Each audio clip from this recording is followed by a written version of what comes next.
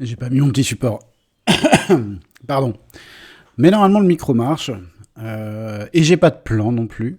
Mais j'ai mon dessert qui est en train de décongeler.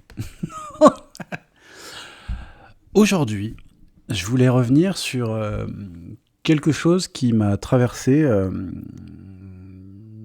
Allons-y.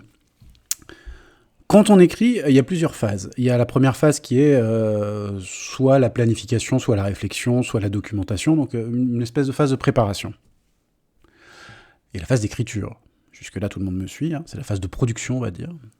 Il y a la phase où l'on recherche un éditeur, ou peut-être on l'a, et on va contractualiser, ou alors on va rentrer en phase de correction. Donc là, c'est la production, mais à sens plus large. Voilà.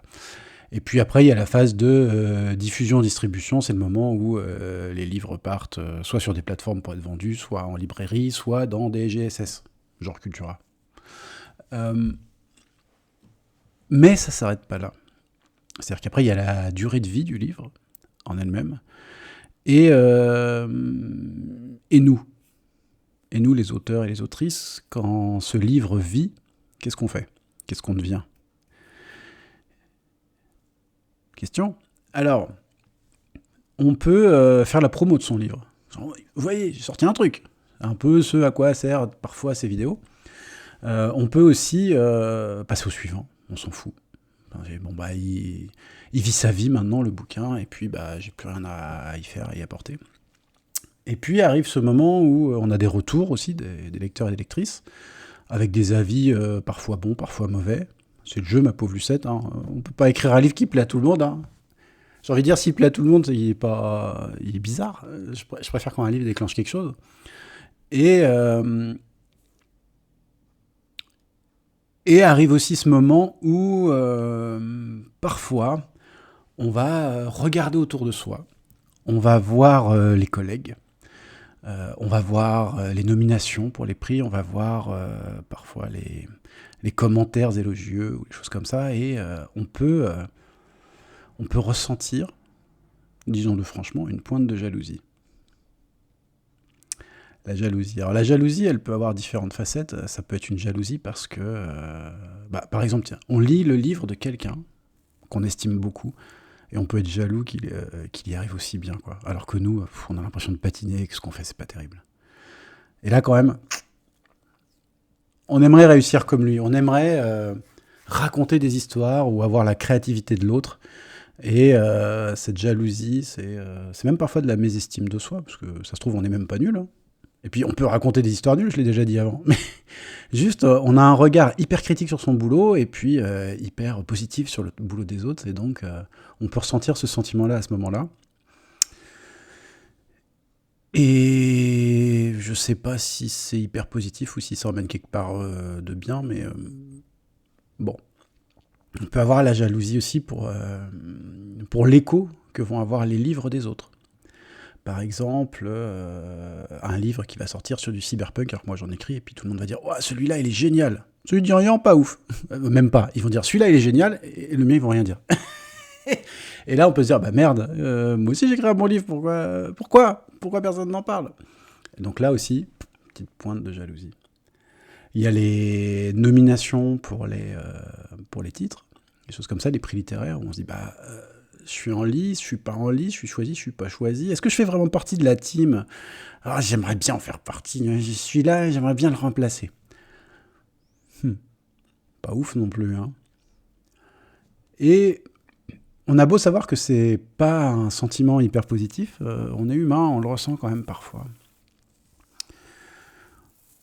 Comme je le dis, c'est soit parce qu'on n'aime pas trop ce qu'on a fait, soit parce qu'on est dans une remise en question, soit parce qu'on doute, ou soit parce qu'on aimerait réussir autant que les autres, et puis que les autres s'en sortent mieux, et puis c'est comme ça la vie. Hein. Il y en a qui ont de la chance, il y en a qui n'en ont pas, il y en a qui ont des contacts, il y en a qui n'en ont pas. Qu'est-ce que vous pouvez y faire? Qu'est-ce qu'on peut y faire? Qu'est-ce que moi je peux y faire? Pas grand-chose. Hein. Je vais pas me créer des amis à l'arrache, donc je crois que le plus important, c'est d'être honnête avec soi-même, de se dire, bon, là, j'ai eu une petite pointe de jalousie, bon, admettons. Mais après, de rationaliser, de se dire, bon, c'est pas grave. C'est pas grave si on parle plus de ce roman que du mien, c'est pas grave si cette autrice ou cet auteur est plus célèbre que moi. C'est pas grave si, même si on a commencé en même temps, bah lui, il a explosé, tout le monde parle de lui ou d'elle, et puis bah moi, pas trop.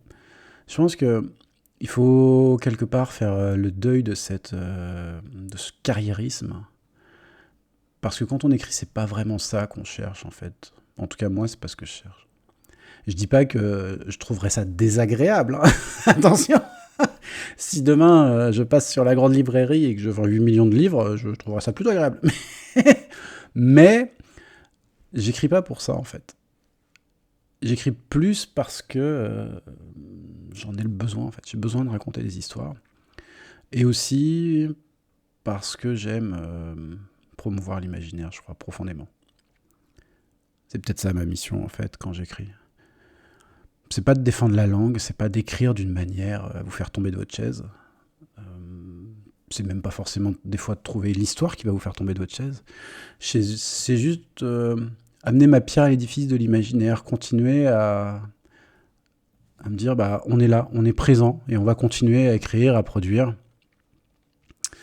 Euh, on va continuer à propulser tout ça et être là. On va continuer à proposer d'autres imaginaires aussi, pourquoi pas. Parce qu'en ce moment, il y a un peu peut-être pas une raréfaction, mais en tout cas, un espèce de syndrome de rétrécissement de ce qu'on peut imaginer. Parce qu'on va nous dire que c'est pas crédible, que c'est pas possible, ou parce que c'est plus simple d'imaginer tout le temps la même chose. Donc voilà. C'était un petit peu le truc du jour sans plan que je voulais aborder. Il y a un deuxième point que j'aimerais aborder, mais peut-être je le ferai dans une autre vidéo. Mais là, c'était sur ça. Sur cette jalousie qu'on peut ressentir quand on produit même quelque chose d'artistique, hein, n'importe quoi, mais qu'il faut savoir chasser. Il faut savoir se remettre en question et se demander pourquoi j'ai cette pratique artistique. Est-ce que c'est vraiment pour ressembler aux autres ou est-ce que c'est pour écrire mon petit bonhomme de chemin? Est-ce que c'est pour me rencontrer moi-même lors du processus de création ou est-ce que c'est pour rencontrer les autres? Est-ce que c'est pour être riche et célèbre? Ou est-ce que c'est juste pour devenir un meilleur être humain? Écrire, finalement, c'est juste un moyen d'exister. Faut se détendre après. Les autres existent aussi. Et puis, comme je dis souvent, c'est à la fin de la partie qu'on compte les points. Ça ne veut pas dire que quelqu'un qui marche très fort marchera toujours très fort. Et ça ne veut pas dire que si vous êtes en difficulté, vous serez toujours en difficulté.